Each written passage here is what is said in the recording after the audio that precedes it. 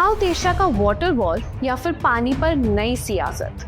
भारत और पाकिस्तान के बीच तनाव कोई नई बात नहीं है, लेकिन इस बार बात सिर्फ बॉर्डर्स तक सीमित नहीं रही। अब जंग नदियों के फ्लो, डैम्स के गेट्स और ट्रीटीज के क्लॉजेस पर हो रही है। अप्रैल 22 को पहलगाम में हुए एक भयंकर आतंकी हमले के बाद भारत ने ऑफिशियली इंडस वाटर ट्रीटी को सस्पेंड कर दिया। एक ऐसी ट्रीटी जो 1960 से दोनों देशों के बीच एक फ्रेजाइल शांति का रिप्रेजेंटेशन करती थी। ये फैसला पाकिस्तान के लिए एक जियो स्ट्रेटेजिक झटका था, क्योंकि इंडस, झेलम और चेनाब के मिलने वाले पानी से पाकिस्तान की 80% इरिगेशन और ड्रिंकिंग वाटर की ज़रूरत पूरी होती थी। जब पाकिस्तान के सामने पानी को लेकर एक बड़ा संकट खड़ा है, तो इसी वक्त चाइना पाकिस्तान का मददगार बन के सामने आया। चाइनीज स्टेट ब्रॉडकास्टर CCTV ने कंफर्म किया है कि मोहम्मद डैम पर कंक्रीट फिलिंग शुरू हो चुकी है। मोहम्मद डैम जो स्वत रिवर पर बन रहा है, 700 फीट की ऊंचाई के साथ ये दुनिया का 5वां सबसे ऊंचा डैम होगा। इस डैम से 800 मेगावाट हाइड्रो पावर जनरेट करने का लक्ष्य रखा गया है और साथ ही साथ यहाँ से पेशावर को रोज 300 मिलियन गैलन्स वाटर सप्लाई किया जाएगा। फ्लड कंट्रोल के साथ साथ लाखों एकड़ जमीन को इरिगेशन के लिए वाटर भी दिया जाएगा। एक ही प्रोजेक्ट में एनर्जी, फूड और वाटर सिक्योरिटी।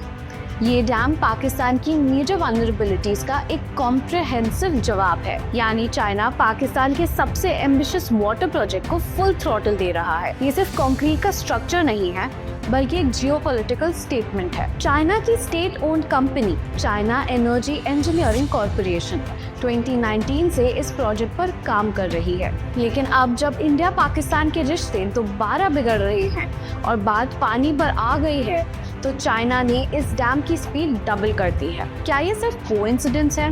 बिल्कुल नहीं, ये टाइमिंग बिल्कुल स्ट्रेटेजिक है। कंस्ट्रक्शन रिपोर्ट्स के मुताबिक टनल्स एक्सकवेट हो रहे हैं, स्पिलवे कंस्ट्रक्ट हो रहा है और अपस्ट्रीम कॉफर डैम भी बिल्ड हो रहा है। पाकिस्तानी न्यूज़पेपर डॉन के मुताबिक प्रोजेक्ट 2027 तक कंप्लीट होना था, लेकिन अब लगता है कि डेडलाइन और पहले हिट हो सकती है। और इसी बीच पाकिस्तान के डिप्यूटी प्राइम मिनिस्टर इशक डार 3 दिन के विजिट पर बीजिंग पहुंचे, जहां उनकी मुलाकात चाइना के टॉप डिप्लोमेट वांग यी से हुई। ये विजिट और डैम प्रोग्रेस एक दूसरे से इंटरलिंक नजर आते हैं, जैसे दोस्ती की एक नई तस्वीर, एक साइलेंट हैंडशेक बिटवीन एलाइज।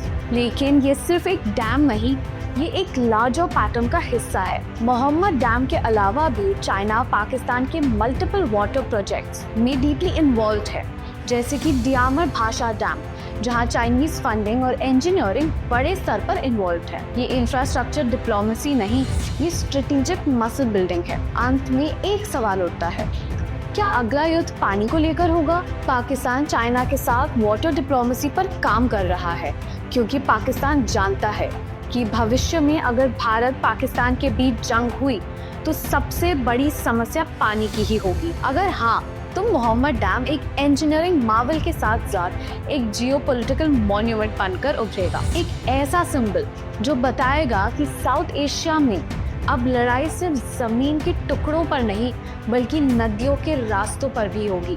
ये सिर्फ पानी नहीं, ये पावर है और मोहम्मद डैम उस पावर का नया फ्रंटियर बनता हुआ दिखाई दे रहा है। पाकिस्तान को देखकर अफगानिस्तान भी अपने वाटर रिसोर्सेज को कंजर्व करने के लिए कुनार रिवर पर एक डैम बनाना चाहता है। ये रिवर अफगानिस्तान और पाकिस्तान के लिए बहुत इम्पोर्टेंट है। हालांकि दोनों देशों के बीच कोई वाटर शेयरिंग एग्रीमेंट नहीं है और इसी का फायदा उठाते हुए अफगानिस्तान गवर्नमेंट कुनार रिवर पे एक बड़ा हाइड्रो इलेक्ट्रिक प्रोजेक्ट बनाना चाहती है, ताकि अफगानिस्तान की इलेक्ट्रिक पावर डिमांड को फुलफिल किया जा सके और पाकिस्तान को बैकफुट पे धकेला जा सके। अफगानिस्तान की गवर्नमेंट इस प्रोजेक्ट के लिए भारत की मदद भी ले सकती है, क्योंकि इंडिया ने पहले भी अफगानिस्तान में कई वाटर प्रोजेक्ट्स में इन्वेस्ट किया है। फ्यूचर में पानी इक्वल्स पावर, यानी जिस देश के पास प्रॉपर वाटर रिसोर्सेज होंगे, वो डेवलपमेंट से लेकर वॉर फ्रंट तक फायदे में रहेगा। एशिया में हो रहे वाटर वॉर को लेकर आपकी क्या राय है? कमेंट्स में जरूर बताइए। Do like, share and subscribe Bharat लोक।